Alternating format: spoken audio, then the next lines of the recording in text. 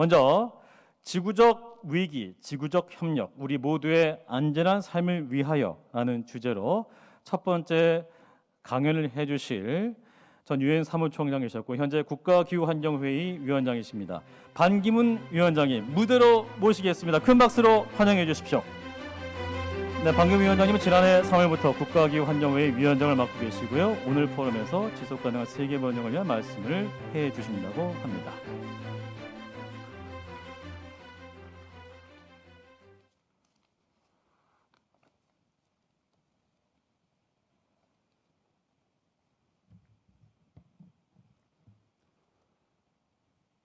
한겨레 신문사가 주최하는 제11회 아시아 미래 포럼의 개막을 축하드리고 귀한 자리에 저를 초청해 주신 김현대 한겨레 신문사 대표이사님과 또 공동위원장인 성경윤 경제인문사회연구회 이사장님, 박용만 회장님께 감사드리고 특히 존경하는 우리 박병석 국회의장님께서 참석해 주시고 또 정세현 국무총리께서도 참석해 주셔서 감사의 말씀을 드립니다. 이번 그 포럼의 주제가 팬데믹 이후의 세계 연결해서 연대로 이렇게 되어 있습니다. 참 이것처럼 아주 적절한 그 제목이나 주제가 없다 이렇게 생각합니다. 특히 제가 제일 중요하게 생각하는 것은 이 연대. 세상은 혼자 살 수 있는 나라나 개인이 없습니다. 아무리 국가가 부유하고 또 개인이 능력이 출중해도 연대, 파트너십, 솔리다리티, 이 컴패션 이런 것이 없으면 저는 불가능하다. 이런 면에서 아주 이 시기에 제일 적당한 이런 그 주제를 던지셨다 이렇게 생각합니다.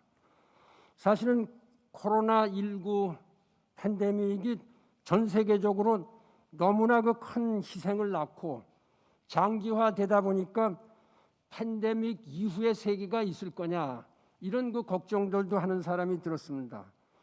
다행히 백신이 그 개발이 된다니까 좀 기대를 해보고 있습니다. 또 그 사이에 지금처럼 이렇게 비대면 접촉이 계속되고 있는데 이런 것은 일종의 그 뉴 노멀시, 새로운 정상이다 이렇게 이야기하는 경우가 있는데 저는 아무래도 이런 것이 새로운 정상이 된다면 좀 여러 가지로 불편하지 않을까 이렇게 생각합니다. 역시 인간 사회는 서로 교류하면서 연대하면서 이렇게 살아야 되는데 지금 우리가 하고 있는 이러한 그 행태는 좀 불가피한 것이다. 극복하기 위해서 불가피한 것이다. 이렇게 좀 생각을 합니다. 저는 1년에 유엔 사무총장을 그만두고 평균 지난 3년 동안에 50개의 국제도시를 1년에 방문했습니다. 결국 매주 한 번씩은 어딘가 가 있었고 그 나머지를 서울에 있었죠. 지난 3월 1일부터 제가 이제까지 어디 꼼짝도 못하고 완전히 그냥 발이 묶여 있는 이런 상황이고 이러한 그 줌 컨퍼런스를 많이 하고 있습니다만은 좀 그 정상은 아니다 이렇게 생각합니다. 해외 여행을 하니까 편한 것 같지만은 사실은 더 불편한 점도 많이 있습니다. 이 시차, 특히 외국에서 참석하시는 이런 분들은 아마 시차 때문에 걱정이 많을 것이다 이렇게 생각합니다. 그래서 말씀드린 대로 이러한 것이 그대로 정착이 되는 게 좋을지 아니면 앙샹 리짐으로 다시 돌아가는 게 정상일지 모르겠습니다만은 이제 우리가 이런 경험을 했기 때문에 둘을 적절히 잘 배합하면은 훨씬 더 발전이나 또 편의나 또 이런 것이 있지 않을까. 연대도 잃지 않고 솔리다리티도 잃지 않고 우리가 계속 서로 협조해 나가지 않겠느냐 이렇게 생각을 합니다. 어제 현재로 코로나 확진자가 세계 210개국에서 6,300만이 넘었습니다. 이 중 140만 명이 사망을 했죠. 2차 세계대전 이후에 이러한 그 재앙은 없었다. 그거는 여러분들 다 아시리라고 생각을 합니다. 저는 그 6.25 전쟁이 났었을 때에 초등학교를 다녔지만은 그때의 학교를 제가 빠진 적이 없습니다. 한 해도 제가 꾸른 적이 없이 학교를 쭉 다녔습니다. 근데 지금 많은 학생들이 대학생들, 초등학생들 집에서 오늘부터 또 아마 이 온라인으로 다 공부를 한다는 이런 그 부산 지역 이렇게 발표가 나오는데 참 그 불편한 일이다 이렇게 생각을 하고 있습니다. 언론에 많이 그 보도가 됐기 때문에 왜 이렇게 이 감염병들이 계속 발생하느냐? 뭐 우리가 수천 년까지 따질 거 없습니다. 20세기에 들어와서 1918년에 스페니쉬 플루가 생겼죠. 약 한 50년쯤 지나서 68년에 뭐 홍콩 플루라는 게 또 세계를 쳤습니다. 우리 잘 기억을 못 하실 겁니다. 그렇게 하고 나서는 1980년대 한 20년쯤 지나서 에이즈라는 것이 전 세계를 강타하고 지금도 에이즈하고 같이 사는 사람들이 많습니다. 그 이후로 21세기에 들어와서 2000년대부터 계속 1년, 2년, 3년 그 사이로 팬데믹이 일어나고 있는 겁니다. 사스 2003년 우리나라 얼마나 골탕을 먹었습니까? 잘 기억 못 하시겠지만 2009년에 H1N1 제가 사무총장 때입니다. 이것 때문에 아주 고생을 많이 했죠. 백신 개발하느라고요. 에이비안 플루 2013년, 메르스 2013년, 에볼라. 우리나라 또 국민들이 에볼라를 잘 모릅니다. 이것도 지금 아프리카를 뭐 휩쓸었습니다. 제가 현직에 있을 때입니다. 지카도 잘 우리나라 사람 모르죠. 중남미를 휩쓸었죠. 리오 올림픽을 하느냐 마느냐 브라질 정부가 강행을 했습니다. 지카. 이렇게 하다가 코로나19가 드디어 터졌습니다. 그 2000년 들어서 21세기 들어서 벌써 한 대여섯 개가 한 1년, 2년, 3년 그 사이에 일어나고 있는데 잘 생각해야 됩니다. 50년, 20년, 30년 주기로 가던 것이 이런 식으로 계속 매년 나타나기 시작하면 인류가 살 수가 있겠습니까? 이거는 우리가 잘못한 거다. 인간이 생태계를 무시하고 동물의 생태계를 무시하고 난개발을 한 겁니다. 급속성장이라는 미명하에 대한민국이 급속성장의 세계적인 아주 제일 알려진 나라죠. 환경을 깨치고 자기 몸이 부서지는지를 모르고 우리가 앞으로만 전진했다. 팬데믹과 기후환경, 자연환경은 동전의 양면이다. 이렇게 말씀 많이 들었을 겁니다. 새로운 바이러스나 세균의 출현은 어찌 보면 자연이 하늘이 우리를 징벌하고 있는지도 모른다. 이런 얘기를 할 수가 있습니다. 교황님께서 지난 5월 달에 참 아주 이례적으로 교황이 기자회견을 했는데 그때의 이 팬데믹 현상이 자연의 분노인지는 잘 확실치 않지만은 자연이 우리 인간에게 주는 메시지인 것은 틀림없다. 이 말씀을 하셨죠. 참 진리다 이렇게 생각합니다. 작년 제가 4월 달에 바티칸에서 교황님을 직접 아련했습니다. 그때 저하고 단둘이서 기후변화에 관한 얘기를 했는데 그때 이런 말씀을 하십니다. 신은 언제나 누구나 용서를 하지만 인간 사회는 때때로 가끔 용서를 한다. 그러나 자연은 절대 용서 안 한다. Nature never forgives. 이런 말씀을 하십니다. 그래서 제가 너무나 그 마음에 와 닿아서 이 말씀을 제가 좀 인용을 해도 되겠습니까? 그랬더니 마음대로 인용하라. 그래서 제가 계속 이러한 그 이야기를 하고 있습니다. 정말로 새겨들어야 된다. 근데 지금 이 팬데믹이 생겼을 때 우리나라를 포함해서 특히 미국을 포함해서 세계에 잘 산다는 나라들, 지도적인 나라들이 어떻게 했습니까? 각자 도생했죠. 미국은 미국대로 과학을 믿질 않았죠. 그러니까 이 각자 도생이라는 말이 이번에 국제사회에 나왔고 트럼프 대통령이 들어서면서 다자주의를 완전히 깨치기 시작을 한 겁니다. 저는 다행히 20일간 차이로 트럼프 대통령과 같이 근무할 시간이 없었습니다. 제가 떠나고 20일 후에 취임을 했으니까요. 그 이후로 유엔이 얼마나 많은 그야말로 속된 말로 골탕을 먹고 있느냐. 그 유엔을 무시해서 다자주의를 해치면 결과적으로 거기에서 당하는 사람들 누굽니까? 아까 의장님, 총리님 다 말씀하시는데 또 이 팬데믹 이런 자연재해에서 제일 골탕을 먹는 피해를 먹는 사람들은 이것도 불평등입니다. 불평등. 가난하고 힘없는 일반 백성들이 계속 당하는 겁니다.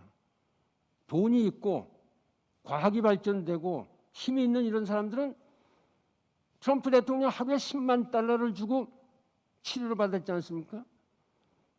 우리나라에 하루에 1억 몇천만 원씩 주고선 하루에 치료를 받을 수 있는 사람이 얼마나 있겠습니까?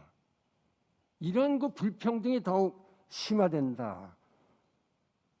아까 제가 말씀드렸습니다만 우리나라는 잘 알려지지 않았습니다. 에볼라는 치사율이 45%.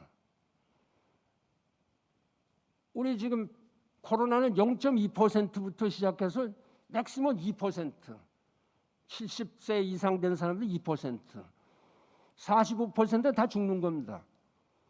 이런 것이 났었을 때에 그때 유엔과 미국, 저와 오바마 대통령이 힘을 합쳐서 IMF, 월드뱅크, 그다음에 유로피안 디벨롭먼트 뱅크, 유로피안 유니언 이런 데를 전부 다 동원해서 그야말로 단기에 대응을 했죠. 사실 1년 안 가서 해소가 됐습니다. 유엔이 한국 전쟁 때 군대를 파견했죠. 지금도 13나라의 평화유지군을 파견하고 있습니다. 이거는 전쟁 때문에 군대를 파견하는데 질병 때문에 유엔이 군대를 파견한 것은 75년 역사상 처음입니다. 에볼라를 격치시키고 국민들을 격리시키기 위해서 라이베리아, 기니, 시에라레온 세 군데 미국, 영국, 불란서 세 나라가 에볼라 질병 그 퇴치를 위한 군대를 파견했습니다. 처음이죠. 처음이자 지금 마지막입니다. 제가 있을 때 했죠. 이번에 이 코로나가 나왔을 때 유엔이 어떻게 했습니까? 안전보장이사회에서 중국과 미국이 서로 싸움질을 하는 바람에 3개월이 걸렸습니다. 단순한 한마디 채택하는데. 코로나는 세계 평화와 안보에 심각한 위협이 된다. 이 말 한마디를 채택하는 데에 3달이 걸렸다. 에볼라 때는 제가 제시한 그날 당일로 에볼라는 국제평화 안전에 심각한 위협이다. Serious threat to the maintenance of international peace and security라고 결정을 한 겁니다. 군대를 파견했죠. 이러한 결의가 있어야 된다. 제가 직접 저의 건강 이런 걸 무릅쓰고 이 세 나라를 방문했습니다. 저는 약간 약하지만 어떤 그 약한 격리를 받았습니다. 제가 그런 그 노력이 있어야 된다. 다자주의가 있어야 된다. 미국이 WHO에서 탈퇴했죠. 이 와중에 WTO에서 탈퇴를 하고 돈을 내질 않았다. 참 기맥힌 일이다. 이런 이야기를 합니다. 여기서 그러면 대답은 어떤 것이 있겠습니까? 기후변화에 우리가 적극적으로 대응을 해야 된다. 제가 동전의 양면이라고 그랬죠. 기후환경이 계속 악화되고 있습니다. 이것을 더 포괄적으로 볼 때에 SDG, 지속가능발전, 우리나라는 사실은 지속가능발전위원회 대통령위원회가 김대중 대통령 때 섰습니다. 그러나 내재화는 안 돼 있습니다. 정부 전체가, 국민들도. 제가 맨날 이렇게 이 배지를 달고 다니는데 국민들에게 좀 내재화시키고 좀 SDG, 서스테이너블 지속가능 발전이 뭐냐 이걸 갖다 강조하기 위해서 제가 이걸 달고 다닙니다. 우리 한겨레 언론의 힘이 강하죠, 세죠, 아주 효과적이죠. 이런 거를 좀 언론에서 국민들한테 교육을 시켜서 내재화해야 된다. 전 이걸 좀 강하게 좀 주문을 하고 싶습니다. 연대라고 이렇게 말씀드렸습니다만은 이 유엔이 가장 중요한 것이 물론 기후 환경 중요하고 이 가난 극복과 다 이렇게 중요하고 여러 가지 플랜이 많이 있습니다. 여기에 파트너십이 없으면 전혀 이룰 수가 없다.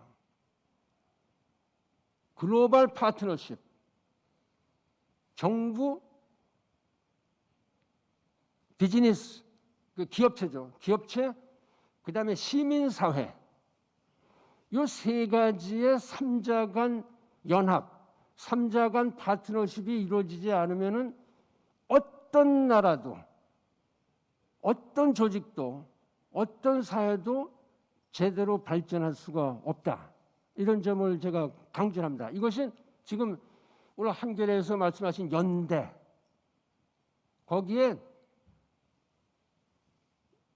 좀 남을 동정하는 이런 마음, 연민의 정, 온정, 이걸 우리 국민들이 가져야 되겠다. 세계 시민들이 가져야 되겠다. 우리는 열정이 너무 넘칩니다. 대한민국 국민은 열정으로 아주 가득 차서 가슴이 터질 지경이죠. 그러나 온정을 가진 사람은 드뭅니다. 패션과 컴패션, 패션과 컴패션, 솔리다리티, 파트너십 이런 것이 없으면 해결하기 힘듭니다. 그것이 팬데믹이 주는 큰 교훈 아니냐 저는 이렇게 생각합니다. 지금 지질학자들이요, 지금 소위 인류세, 지금 우리를 지질학자들이 구분을 할 때 지금 현재는 우리는 홀로세라고 이렇게 홀로세. 그러니까 지난 한 12,000년 전서부터 지금까지를 홀로세로 다 이렇게 하고 있습니다. 이 고생대, 중생대, 신생대 여러분 잘 아시죠? 신생대 중에서 마지막 단계가 지금 홀로세인데 우리가 지난 250년 동안에 너무 방만한 지구의 환경을 피폐화하는 이러한 행동을 했기 때문에 더 이상 희망이 없다. 앞으로 100년에서 150년 사이에 6차 멸종이 올 수 있다. 인류를 포함해서 모든 동식물들의 스피시스 70% 이상이 망할 거다. 이런 경고를 하고 있습니다. IPCC라고 있죠. Intergovernmental Panel on Climate Change. 우리나라 이회성 박사가 여기에 의장으로 계시는 것도 아시는 분이 드뭅니다. 우리나라 과학자 한 분이 전 세계 2,500명의 기후과학자들의 의장으로 있다. 이런 것도 잘 몰라요. 제가 유엔 사무총장 했다는 건 좀 아는 것 같습니다. 그러나 이렇게 중요한 일을 하고 있는 건 이분이 지난 2018년 송도에서 2,500명 과학자 회의를 소집을 해서 송도에서 발표했습니다. 지구 온도를 2100년까지 1.5도로 섭씨 1.5도로 제한하지 않으면 희망이 없다. 멸종이 온다. 인천, 부산, 목포 이런 그 해안 도시들 다 물에 잠기고 만다. 이런 걸 경고했습니다. 1.5도는 지금 우리가 0.8도를 까먹었습니다. 이미 산업혁명 250년부터 지금까지 이미 0.85도가 올라갔기 때문에 지금 0.7도를 우리가 앞으로 어떻게 했냐. 그런 면에서 문재인 대통령이 진짜 어마어마하게 어려운 환경임에도 불구하고 2050 네트 제로를 발표했죠. 10월 28일 국회에서. 문 대통령 아마 본인의 이런 어떤 그 강한 그 소신이나 이런 거보다는 도저히 할 수가 없다. 국민들이 아무리 반대를 하고 산업계 자동차기가 아무리 반대를 하더라도 이거는 우리 국가를 살리는 일이고 국민을 살리는 일이고 세계를 같이 살리는데 한국에 가지 않으면은 이거는 한국이 세계 시민이라고 할 수 없고 또 우리가 10대 경제 대국이라는 걸 자랑할 수 없는 이런 겁니다. 그런 면에서 저는 아주 어마어마하게 어렵고 중대한 결심을 하셨다. 제가 국가기후환경회의 위원장을 하면서 적극적으로 건의를 드렸습니다. 이미 발표하기 전에 그들 보고서 보면 그것이 나옵니다.